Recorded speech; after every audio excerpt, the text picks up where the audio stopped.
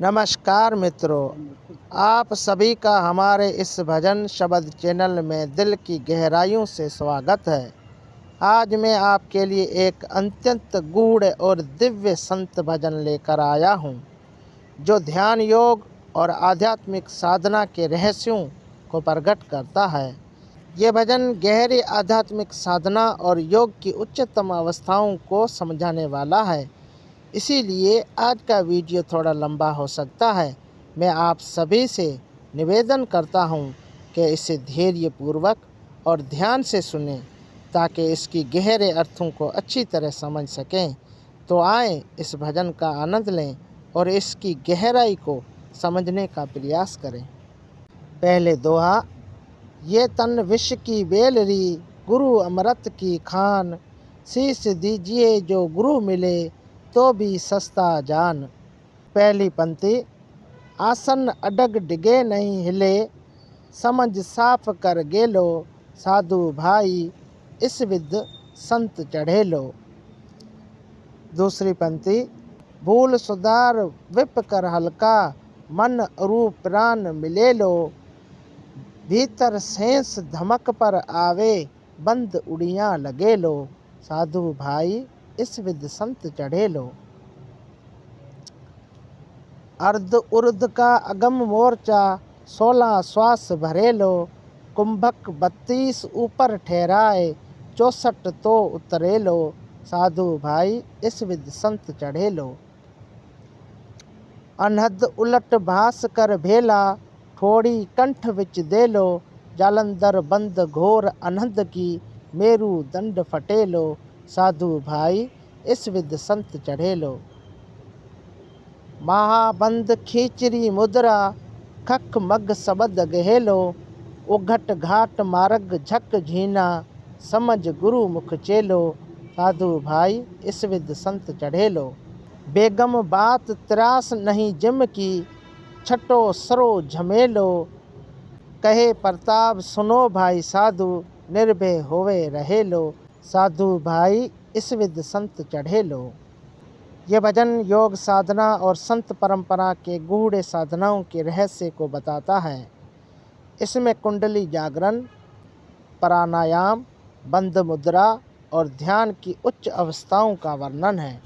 आए इसको विस्तृत रूप से समझते हैं। दोहा। ये तन विष की बेलरी, गुरु अमृत की खान। शीश दीजिए जो गुरु मिले, तो भी सस्ता जान। भावार्थ। ये शरीर तन विष की बेल की तरह है, जो सांसारिक मोह, वासनाओं और जन्म मरण के चक्कर में जकड़ा हुआ है। लेकिन सच्चा गुरु अमृत का भंडार है, जो मुक्ति का मार्ग दर्शाता है। अगर सच्चे गुरु को पाने के लिए अपने अहम यानी शीश, सिर जिसका मतलब अहंकार का त्याग करना पड़े, तो ये सौदा भी बहुत सस्ता है, क्योंकि गुरु हमें आत्मज्ञान देकर हमें इस भव सागर से पार करते हैं। पहली पंक्ति। आसन अडग डिगे नहीं हिले, समझ साफ कर गेलो। साधु भाई इस विद संत चढ़े लो। भावार्थ। यहाँ ध्यान की अवस्था का वर्णन किया गया है। आसन अडग डिगे नहीं हिले का अर्थ है कि साधक जब ध्यान या साधना करता है, तो उसका आसन पूरी तरह स्थिर रहना चाहिए। मन और शरीर की चंचलता को रोककर उसे स्थिरता और दृढ़ता से बैठना चाहिए।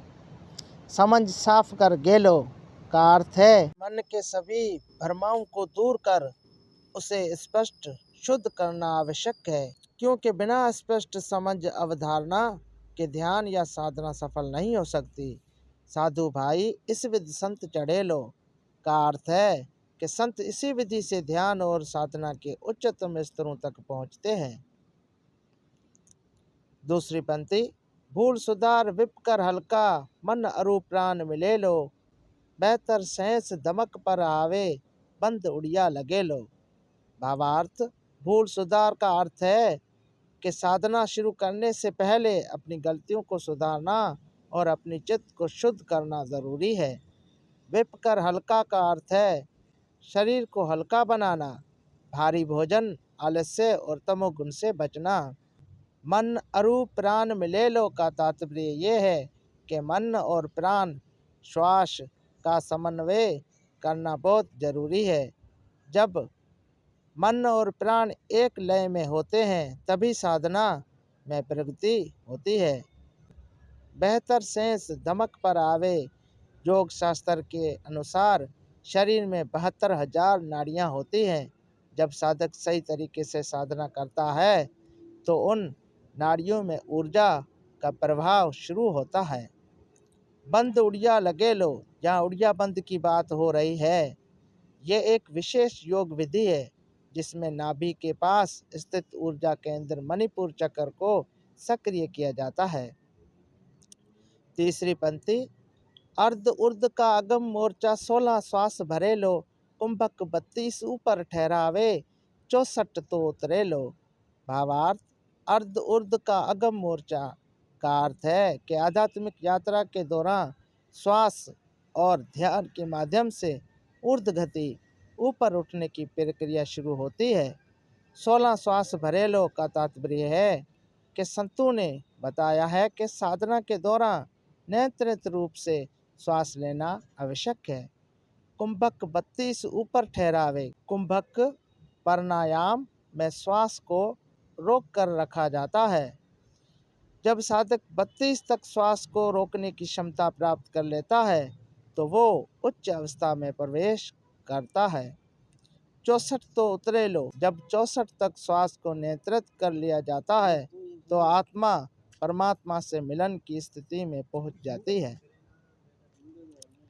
चौथी पंक्ति, इंदु उलट भास कर बेला, टोड़ी कंठ विच दे लो, जालंधर बंद घोर अनंत की मेरु दंड पटेलो। भावार्थ, इंदु उलट भास कर मेला का तात्पर्य है कि चंद्र सूर्य इड़ा नाड़ी को संतुलन करके ऊर्जा को ऊपर की ओर उठाना। थोड़ी कंठ विच दे लो या जालंधर बंद की बात हो रही है जिसमें साधक अपनी ठोड़ी को नीचे दबाकर ऊर्जा को मेरुदंड रीढ़ की हड्डी में प्रवाहित करता है। जालंधर बंद घोर अनहद की इस प्रक्रिया से अनहद नाद आंतरिक दिव्य धुनी सुनाई देने लगती है। मेरुदंड फटेलो, मेरुदंड रीढ़ की ऊपरी भाग में ऊर्जा का संचार होता है जिससे साधक गहन आध्यात्मिक का अनुभव प्राप्त करता है।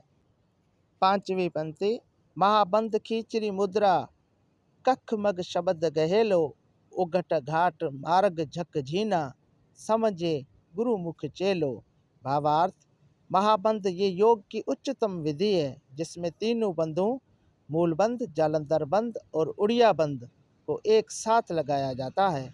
खींचरी मुद्रा ये एक विशेष मुद्रा है जिसमें साधक अपनी जीव को उलटकर तालु से जोड़ता है जिससे अमृत का प्रभाव होता है।